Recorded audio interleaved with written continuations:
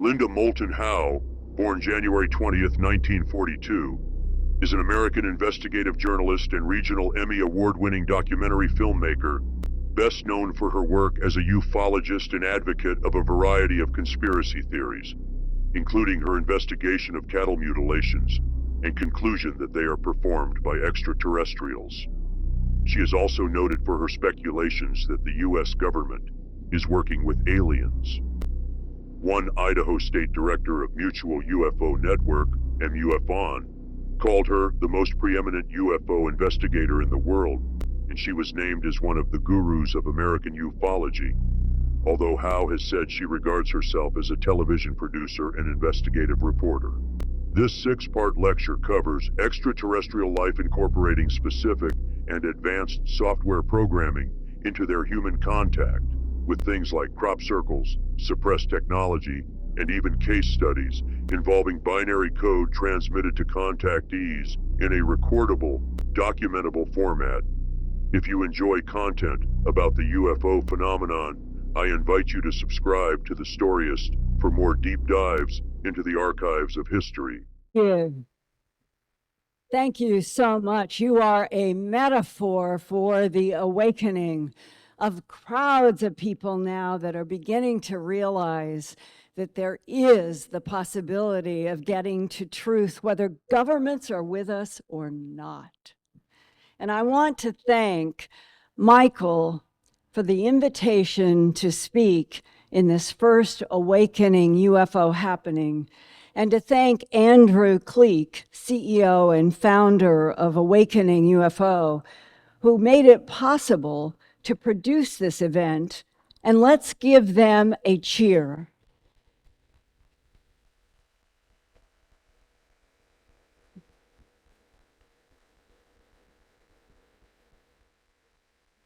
And I want to thank Vitaly Safarov. He and I worked by Skype for many hours between England and my place in Albuquerque, New Mexico. And the idea was to expand my slides to fit on this big screen. And so thank you, Vitaly. Where are you? There he is, right there. There's Vitaly. And Mike, Ebrar, and all of the guys on the video and audio tech. I understand how difficult it is to work in a large room like this, and I am extremely grateful that we now have sound and video. Let's give them a hand.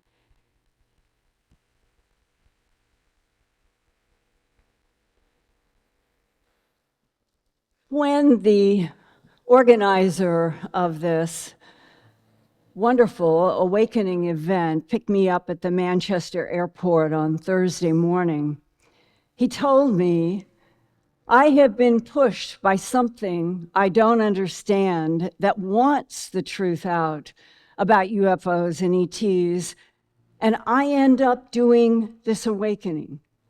And that complex truth is what I've been hunting and reporting about since 1979 and my TV documentary investigation of worldwide bloodless animal mutilations. And to my great surprise, it was law enforcement, the sheriffs and the deputies, who told me then in 1979, quote, 'The perpetrators are creatures from outer space,' close quote. Now, nearly 4 decades later, we have rovers exploring on Mars and spacecraft showing us the first close-up images of Pluto's icy mountains and the bright white magnesium salt deposits in the crater on the dwarf planet Ceres. And news that at the bottom of the 30-mile deep ocean on Saturn's moon Enceladus, there is hot water at nearly 200 degrees Fahrenheit, which is 93 degrees Celsius, gushing from the seafloor and spouting through the surface ice, apparently heated by radioactive material in the core. And that has provoked scientists to wonder, if there are swimming creatures in that surprisingly warm moon water. As the future rushes toward us with a persistent mixture of lies and truth, I would like to sharpen focus on what happened 70 years ago when the front page of the Roswell Daily Record on July 8, 1947 was headlined, quote, "Roswell Army Airfield captures flying saucer on ranch in Roswell region. No details of flying disc are revealed," close quote. The truth? We now know it was not a disc. There were 3 crashed UFOs, and they were shaped like the heel of a man's shoe. There was a thunderstorm late at night on July 3rd to 4th, 1947, when 3 aerial objects merged on radar before 3 crash sites were found. The headline about the one came from Colonel William Blanchard. He was the commanding officer of the 509th Bomb Wing at the Roswell Army Airfield. Colonel Blanchard ordered his public information officer, Walter Hott, to issue a press release announcing that one of those flying saucers that people had been reporting that summer had crashed northwest of Roswell near Corona. Strange debris had been found by sheep rancher Mac Brazel on July 4th. 3 days later, on July 7th, the chief of the Roswell Army Airfield's 509th Bomber Group Intelligence Unit, Lieutenant Colonel Jesse Marcel Sr., went to the Brazel Ranch with Counterintelligence Corps agent Sheridan Cabot to investigate, and they gathered up peculiar silver foil, and it folded just like cloth, and then it would spring open, and they would do this just like cloth, and it would return to a perfect, unwrinkled surface. And there were also long, thin I-beams with purple symbols on them.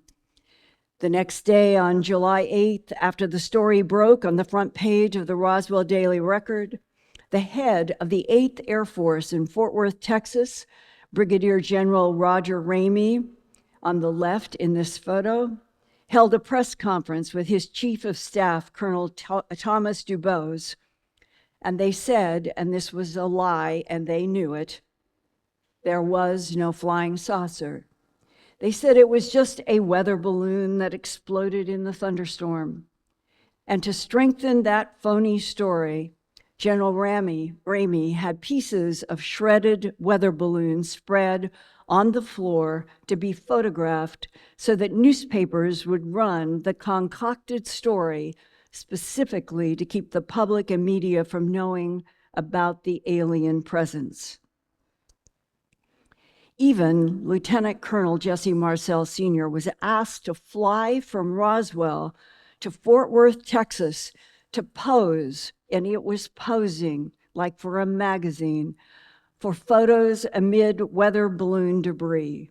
But Colonel Marcel knew that what he had gathered that day before from the Brazel Ranch was not a weather balloon. 5 years later, in 1952, President Truman's Majestic 12 special panel said in their first annual report about the retrieval of, quote, unidentified plan-form space vehicles. And for those of you who may not have heard that word plan-form before tonight, this is a word that we find over and over in the 1940s, real documents of which this majestic first annual report, as far as Stanton Friedman and I and others are concerned, this is the real deal. And they were using the word planform for something that was delta-shaped and had swoopy curves. And here is right inside of this report, quote, radar film and tower logs do not explain the merging of 3 radar targets prior to collision and subsequent crashes. There were 5 recovered bodies, and recovered is misspelled in the original report.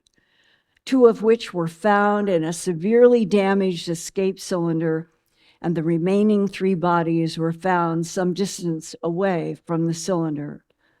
All 5 appeared to have suffered from sudden decompression and heat suffocation, another misspelled word in the original document. So there were 3 radar targets, 3 crash sites. Landing Zone 1 was near Corona, about 75 miles northwest of Roswell. An interplanetary phenomenon unit summary, that's what they called themselves, on July 22nd, 1947, in its paragraph 12, stated these words, quote, "The most disturbing aspect of this investigation was there were other bodies found not far from LZ1 that looked as if they had been dissected as you would a frog," close quote. Without explaining whether the bodies dissected as you would a frog were animal, human, or alien. Quote, "Animal parts were reportedly discovered inside the craft at Landing Zone 2, close quote, about 1986. I met somebody who knew firsthand about that specific crash at White Sands. And they told me that they knew for a fact there were photographs, animal parts were in compartments that went all the way around the inside of an interior round room. One of the reasons why the government felt it could not speak and could not allow any facts out. Landing Zone 2 was 20 miles southeast of Socorro, not far from Oscura Peak. That's the lower right, red circle, southeast of the Trinity site in White Sands Proving Ground, where the United States tested its first atomic bomb 2 years earlier in July of 1945. And Landing Zone 2 is where the animal parts were reportedly found inside what was called a well-preserved capsule that might have been ejected from the crashed vehicle at Landing Zone 1 near Corona. Now, Landing Zone 3 was 30 miles east of Alamogordo on the Mescalero Indian Reservation, and that third UFO had hit the ground so hard that it was crumpled like an accordion.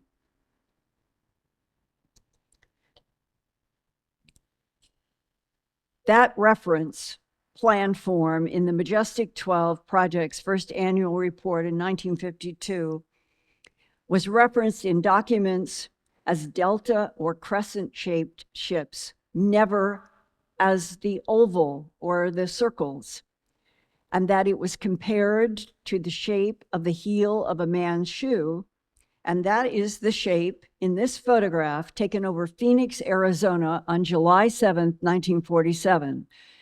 This is the same week as the Roswell crashes. The box camera photo was by William A. Rhodes. I've interviewed him, talked to him at length about his being a person who did freelance photography for the local newspaper. He had his box camera nearby. He sees this thing moving in the sky, and he goes and gets these amazing photos. And he had been a flight instructor during World War II at Falcons Field in Phoenix, so he was very aware of what he recognized in the sky and what he thought was truly bizarre, and this was in that category. 2 days later, on Wednesday, July 9th, 1947, the Arizona Republic in Phoenix put the Rhodes photograph of the crescent-shaped aerial plan form on its front page, but they got it upside down. This same plan form shape has been described and sketched by other retired military eyewitnesses who have seen the same delta-shaped, but turned back up right ways. General Ramey's goal was to carry out orders for a strict policy of denial and secrecy for the deeply concerned President Harry Truman. Allegedly, Truman and FDR had already dealt with a UFO and 3 dead aliens 6 full years before. In a recent book called Mo means Missouri, Mo 41, The Bombshell Before Roswell, author Paul Blake Smith writes that on the night of April 12, 1941, a crescent-shaped UFO crashed near Cape Girardeau, Missouri. Cape Girardeau is 115 miles southeast of St. Louis. Sikeston is 35 miles south of Cape Girardeau, and that's where the Missouri Institute for Aeronautics in Sikeston allegedly went from Sikeston and retrieved a crescent-shaped craft and 3 identical small bodies, quote, this is from people there at that time, not from this world, close quote. This was out in farm country about 8 miles south of Cape Girardeau. And today, we would call those 3 beings clones. One MJ-12 document leaked in the 1990s to aerospace engineer Dr. Bob Wood is entitled MJ-12 Project White Hot Intelligence Estimate Preliminary, dated September 19, 1947.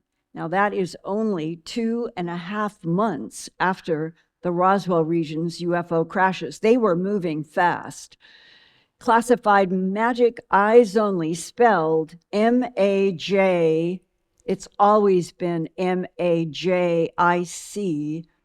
It is an acronym for, the first word is majority, the second word is agency, for joint, intelligence, and magic spelled with a J in the United States is the highest known security classification. In part 3, Scientific Probabilities, it states, quote, based on all available evidence collected from recovered exhibits, meaning the plan-form UFOs, currently under study by, and this paper lists 11 government and military agencies and the Massachusetts Institute of Technology. Those craft are deemed extraterrestrial in nature. This conclusion was reached as a result of comparisons of artifacts from the Missouri discovery in 1941, meaning Cape Girardeau. The technology is outside the scope of US science. It is even outside that of German rocket and aircraft development, close quote. Part 2, Technical Evaluation, paragraph 18 states, quote, the following elements were analyzed and found to exist in the small neutronic power plant that was found inside of U-Lot 1. This is another acronym for UFO planform, and this one stands for Unidentified Lenticular-Shaped Aerodyne. Even the recovery case of 1941, meaning Cape Girardeau, Missouri, did not create a unified intelligence effort to exploit possible technological gains, with the exception of the Manhattan Project, close quote. In simple terms, they're saying with a kind of criticism back in the 40s, we didn't come together to exploit the technological gain of extraterrestrial technology. And the only place where we did collaborate was in the Manhattan Project. The reference to the Manhattan Project means physicist Robert Oppenheimer had the Cape Girardeau neutronic power plant to study during his development of the atomic bomb first dropped on Japan in August 1945 that ended World War II. That also implies that Presidents Roosevelt and Truman already knew about an alien presence during World War II. They knew about it from April 12th, 1941. And this is long before the July 1947 Roswell crashes. It means our government is very skilled in keeping secrets and pretending that everything is weather balloons or swamp gas. And those men running the government in the US made a decision to keep everything secret about UFOs and the ETs that they had retrieved, both dead and alive. And for those of you who may not know, FDR, George Marshall, Secretary. And so, as we close part one of this deep dive into the shadows of government secrecy and extraterrestrial encounters, we're left with even more questions than answers. The retrieval programs, both of the dead and the living alien entities, are not just conspiracy, but a documented reality buried under layers of classified black operations and sworn testimonies not just from this lecture, but also from other whistleblowers on my channel, like Dan Burish and Phil Schneider. The consistency of all these stories are really remarkable. I look forward to seeing you when part 2 is released.